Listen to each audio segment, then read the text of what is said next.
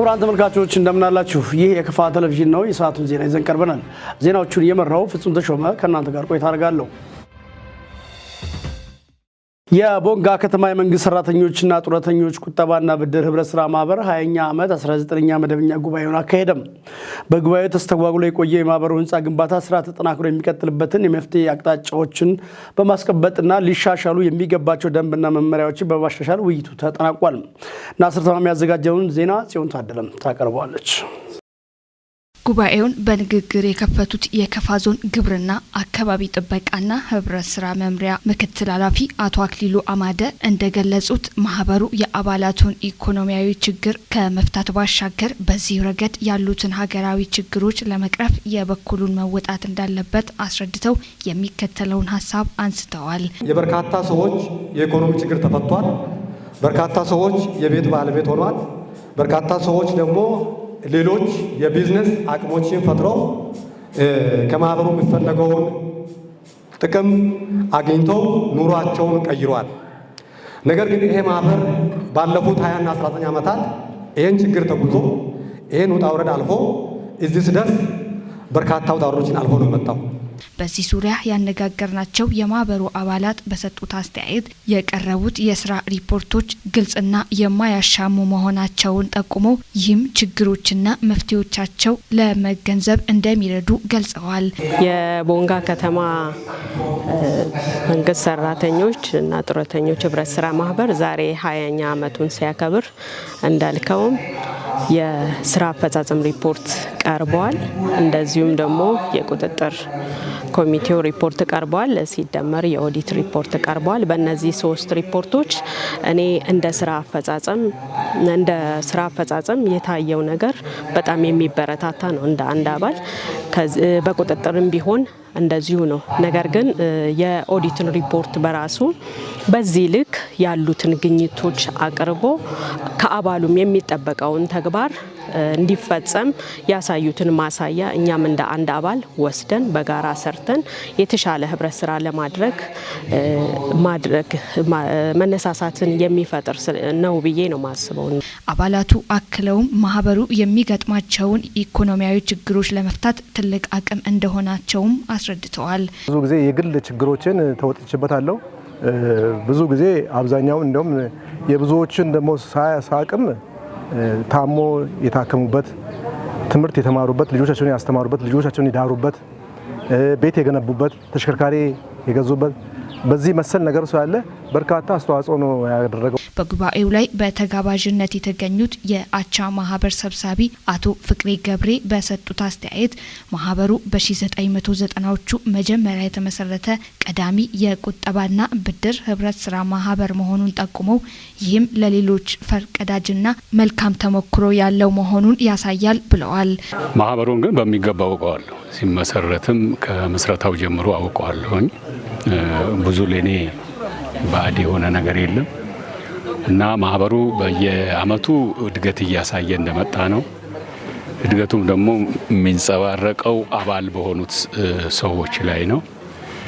ያን በተመለከተ ረገድ በትምህርት፣ በንግድ ዘርፍ፣ በሕክምና ማህበራዊ ችግሮችን ከማቃለል ረገድ ትልቅ ሚና ለአባላቱ እየተጫወተ ያለ ማህበር ነው። የማህበሩ ስራ አስኪያጅ አቶ ቅዱስ አምባቸው በበኩላቸው ማህበሩ አሁን ላይ በደረሰበት ደረጃ ሲደረግለት የነበረውን ድጋፍ አብራርተዋል። በቦንጋ ከተማ ቀደምትና አንጋፋ ማህበር ነው። ያው ይታወቃል። ከተመሰረተ ዛሬ 1997 አካባቢ ነው ብሎ የጀመረው ያኔ ደግሞ አሁን 20ኛ ዓመቱን ነው እያከበረ ያለው። በዚህ አጋጣሚ 20ኛ ዓመቱን ሲያከብር በተለያዩ ውጣ ወረዶች ነው እዚህ ላይ የተደረሰው። በዛ ውስጥ ደግሞ አካባቢያችን ላይ ይሄ ነው የሚባል ማህበር የለም። ስለዚህ አሁን ላይ የተመሰረቱ አቻ ማህበሮች አሉ፣ ዩኒየኖች አሉ። ስለዚህ ከሌሎች ማህበሮች የተሻለ ማህበር በመሆኑ እኛ ከወረዳም እየመጡ ስልጠና ይወስዳሉ ከማህበራችን። እንዲሁም አጠገባችን እዚሁ ቦንጋ ከተማ ያለ አንድ የቁጠባ አቻ ማህበር አለ። ለነሱም ስልጠና እየሰጠን ያለንበት ሁኔታ አለ። በመጨረሻም ከከፋ ቴሌቪዥን ጋር ቆይታ ያደረጉት የማህበሩ ቦርድ ሰብሳቢ አቶ ታደሰ የቦ እንደገለጹት በጎ ሀሳቦች የተንጸባረቁበትና ሰፊ ልምድ የተገኘበት ጉባኤ መሆኑን አውስተው በዚህ ረገድ የቀረቡ ዋና ዋና አስተያየቶችን አስረድተዋል። የቁጠባ መጠን እያሳደጉ ለሚፈለጉና አዋጭ ለሆኑ ነገሮች ገንዘብ እየተበደሩ ወደ ኢንቨስትመንት እንዲገቡ ማድረግ ነው። ሶስተኛው የቆመው የህንጻችን የማህበሩ ህንጻ አክሲዮን እና እጣ ሼር በፍጥነት በመግዛት የቆመውን ህንጻ በተቻለ መልኩ ማስቀጠል እንዳለብን ነው ስንወያይ የነበረው ማለት ነው። እንደ ክልል ወጥነት ያለው የፍትህ አገልግሎት ተደራሽ እንዲሆን ለፍትህ አካላት ግንዛቤ ማስጨበጥ እንደሚያስፈልግ የክልሉ ፍትህ ቢሮ ገለጸ።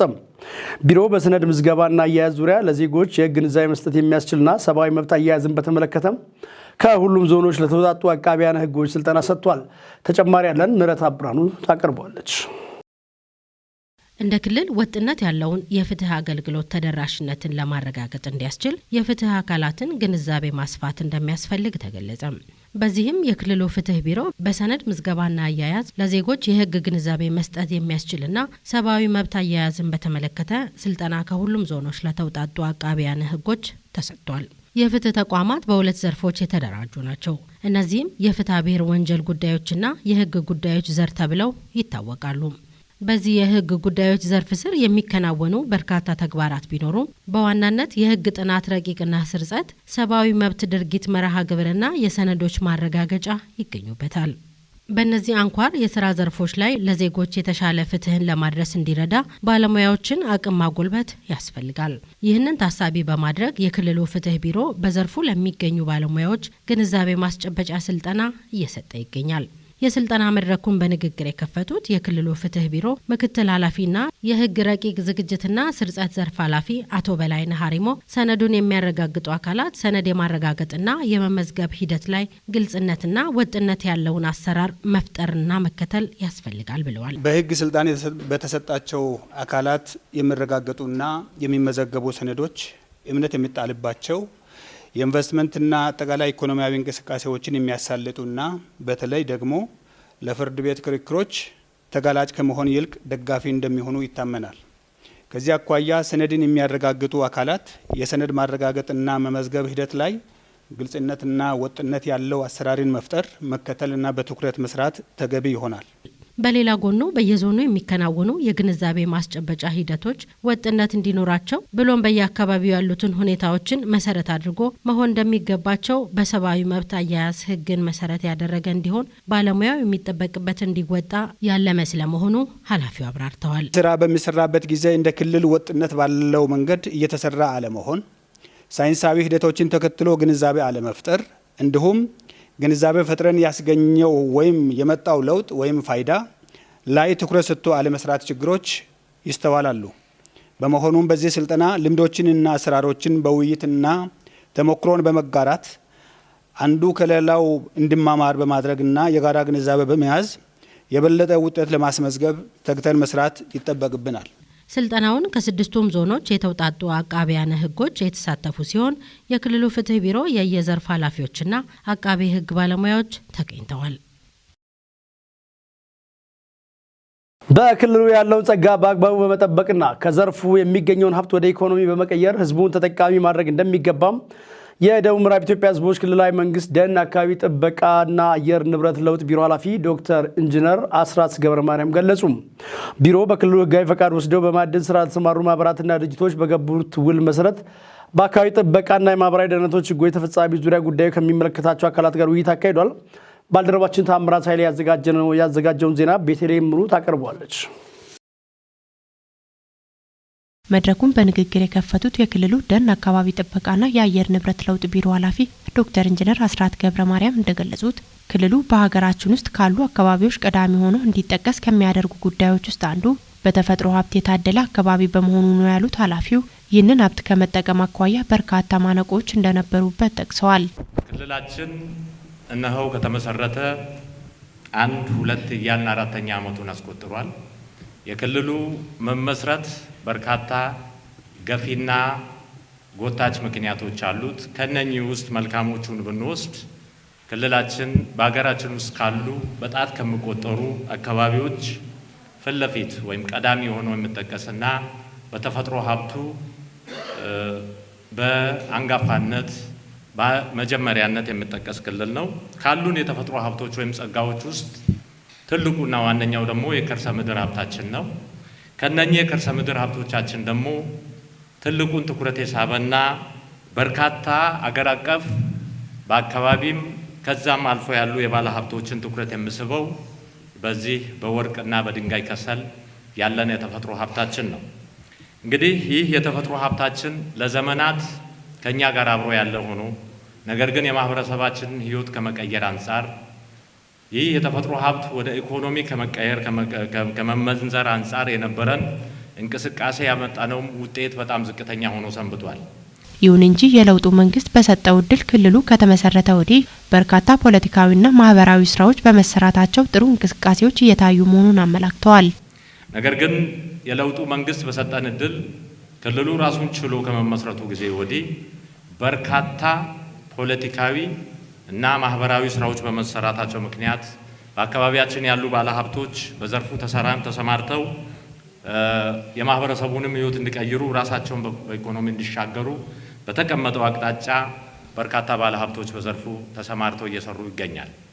እኛም እንደ ክልል ከተመሰረትን ወዲህ የተፈጥሮ ሀብቱን በእውቀት እንዲመራ ከማስቻል አንጻር በተወሰደው የፖለቲካ ውሳኔ የደን አካባቢ ጥበቃና አየር ንብረት ለውጥ ቢሮ በቢሮ ደረጃ በካቢኔ ደረጃ ተደራጅቶ ይህንን ዘርፍ እና ሌሎችንም መንግስታዊና መንግስታዊ ያልሆኑ ድርጅቶች የሚያከናውኗቸውን ተግባራት በበላይነት ሲቆጣጠር ቆይቷል።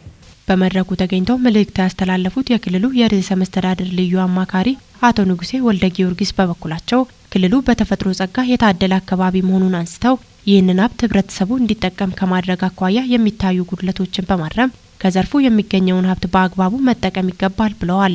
ያው ስለ ክልላችን ስናነሳ ክልላችን በተፈጥሮ ጸጋ የታደለች ናት ብለን ብዙ ጊዜ እናነሳለን። ይሄ የተፈጥሮ ጸጋ ደግሞ ትላንት አባቶቻችን ጠብቀው ዛሬ ለኛ ያስተላለፉት የአካባቢ ጸጋ ማለት ትልቅ ሀብት ነው።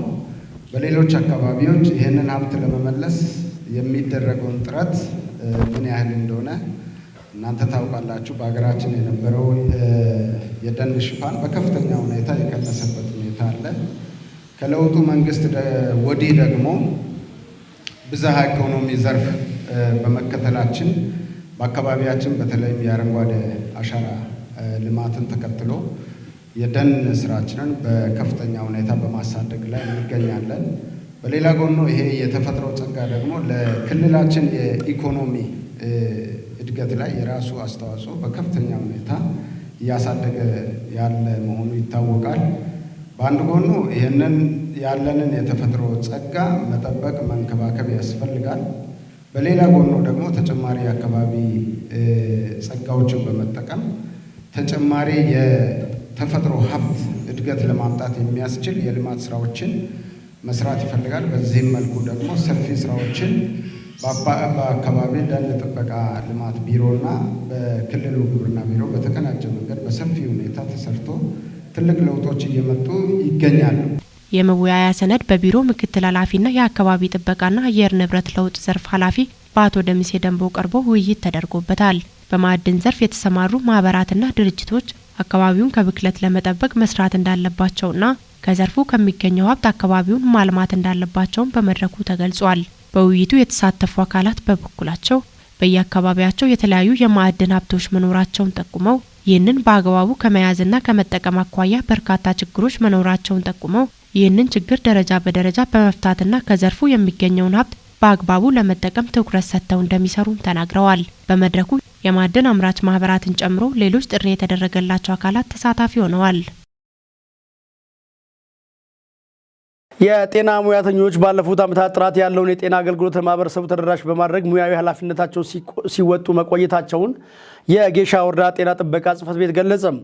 ጽሕፈት ቤቱ የጤናው ዘርፍ አርበኝነት ለሀገር እድገት በሚል መሪ ቃል ከጤና ባለሙያዎችና የአሰራር ሰራተኞች ጋር የውይይት መድረክ አካሂዷል። ዘገባው የወረዳ መንግስት ኮሚኒኬሽን ነው። ቤተልሔም ተጨማሪ ይዛለች። በመድረኩ ንግግር ያደረጉት የጌሻ ወረዳ ዋና አስተዳዳሪ አቶ ካሳውን ገብሬ የጤና ባለሙያው ክቡር የሆነውን የሰው ሕይወት ለመታደግ ማንኛውንም መስዋዕትነት በመክፈል ያለ ቅድመ ሁኔታ አርበኝነቱን ማስቀጠል አለበት ብለዋል። ዋና አስተዳዳሪው አክለው የጤና ባለሙያዎች ለህብረተሰቡ እየሰጡ ያሉትን አገልግሎት ፈጣንና ተደራሽ ያደረጉ በወረዳ ደረጃ መመለስ ያለባቸው ጥያቄዎች ደረጃ በደረጃ እንደሚመለሱ ጠቅሰው ከወረዳ አቅም በላይ የሆኑ ጥያቄዎች ለሚመለከተው አካል በማድረስ እንዲፈታ ይደረጋል ብለዋል። በአሁኑ ሰዓት ይህን የማይፈልጉ አካላት የተለያዩ አጀንዳዎችን በመቅረጽና በማሰራጨት የጤና ባለሙያዎች ተገቢ ያልሆኑ እንቅስቃሴዎችን እያደረጉ መሆኑን የጠቀሱት አቶ ካሳውን ድርጊቱም ሀገርንና ህዝብን ከመጉዳት ውጪ ጠቀሜታ እንደሌለው ባለሙያዎች ተገንዝበው እንደወትሮው ስራቸውን እንዲያከናውኑ አሳስበዋል። የጌሻ ወረዳ ብልጽግና ፓርቲ ቅርንጫፍ ጽህፈት ቤት ኃላፊ አቶ አንድሰው አለማየሁ እንደገለጹት የጤና ሙያተኞች የተለያዩ የጥቅማ ጥቅም ጥያቄዎች ቢኖራቸውም መደበኛ ስራቸውን እየሰሩ በህግ አግባብ ለሚመለከታቸው አካላት ጥያቄያቸውን በማቅረብ ምላሽ ማግኘት አለባቸው ብለዋል። ኃላፊው አክለው የጤና ሙያተኞች ከሚሰራጩ ሐሰተኛ መረጃዎች ራሳቸውን በማራቅ ሙያዊ ስነ ምግባር በተላበሰ መልኩ የማህበረሰቡን ፍላጎት በማሟላት ላይ በቁርጠኝነት መስራት አለባቸው ብለዋል። የጌሻ ወረዳ ጤና ጥበቃ ጽህፈት ቤት ኃላፊ አቶ አብዝና ያለማየሁ የተዘጋጀውን ሰነድ ባቀረቡበት ወቅት የጤና ሙያተኞች ባለፉት ዓመታት ጥራት ያለውን የጤና አገልግሎት ለማህበረሰቡ ተደራሽ በማድረግ ሙያዊ ኃላፊነታቸውን ሲወጡ መቆየታቸውን ገልጸዋል። አቶ አብዝና ያክለው የጤና ባለሙያዎች የመብት ጥያቄዎች እንዲፈቱ ሲጠይቁ የሚጠበቅባቸውን ሙያዊ ግዴታ በመወጣትና ማህበረሰቡን በአግባቡ በማገልገል ሊሆን እንደሚገባ አሳስበዋል። በሳይለም ወረዳ በበጀት ዓመቱ 9 ወራት በተደረገ የህገ ወጥ የንግድ እንቅስቃሴ ቁጥጥር 750 ሺህ ብር በላይ ገቢ ተገኘም። በወረዳው በህጋዊ መንገድ ፈቃድ አውጥተው ከሚሰሩ ከ885 በላይ ነጋዴዎች መኖራቸውን የገለጹት የወረዳው ንግድና ኢንዱስትሪ ጽሕፈት ቤት ኃላፊ አቶ በላይ ጆብር ጥቂት የማይባሉ ነጋዴዎች ለህገ ወጦች ሽፋን መሆን ከግብይት ማዕከል ውጭ መገበያየትና መሰል ተግባራትን የህገ ወጥ ግብይት ቁጥጥሩ ስራ ፈታኝ አድርጎታል ብለዋል። ህጋዊ የንግድ ስርዓት እንዲጠናከርና ህገ ወጦች ወደ ህጋዊ መስመር እንዲገቡ ለማስቻል የግንዛቤ ማስጨበጥና ሌሎች አስተማሪ ተግባራት በበጀት ዓመቱ መከናወናቸውን አቶ በላይ ተናግረዋል። በ2017 የበጀት ዓመት በስካሁን በተደረገ ክትትልና ቁጥጥር በህገወጥ መንገድ ሲንቀሳቀሱ ከነበሩ ግለሰቦች 558 ኪሎ ግራም ቡና፣ 191 ኪሎ ግራም ቅቤ፣ 675 ሊትር ናፍጣና ቤንዚን በቁጥጥር ግብረ ኃይሉ መያዙን ኃላፊው አክለው ገልጸዋል። እንደሳቸው ገለጻ አላስፈላጊና የተጋነነ የዋጋ ጭማሪ ያደረጉና የንግድ ፈቃድን በወቅቱ ያላሳደሱ 46 ነጋዴዎችንም ለቅጣት ተዳርገዋል ብለዋል። የሳይለም ወረዳ ንግድና ኢንዱስትሪ ጽሕፈት ቤት ኃላፊ አቶ በላይ ጆብር ሁሉም ባለድርሻ አካል ህገወጥ የንግድ ተግባራትን አምሮ እንዲታገልም ጠይቀዋል ሲል የዘገበው የወረዳው የመንግስት ጉዳዮች ኮሚኒኬሽን ጽሕፈት ቤት ነው። ክቡራትና ክቡራን ተመልካቾች ለሰዓቱ ከከፋ ቴሌቪዥን ያዘጋጀናቸው ዜናዎች ቀደም ሲል የተከታተላችኋቸውን ይመስሉ ነበር። ከቀሪ ከከፋ ቴሌቪዥን ፕሮግራሞች ጋር ቆይታ እንድታደርጉ እየጋበዝኩ ከወዲሁ የምሰናበተው ፍጹም ተሾመ ነኝ። ሰላም።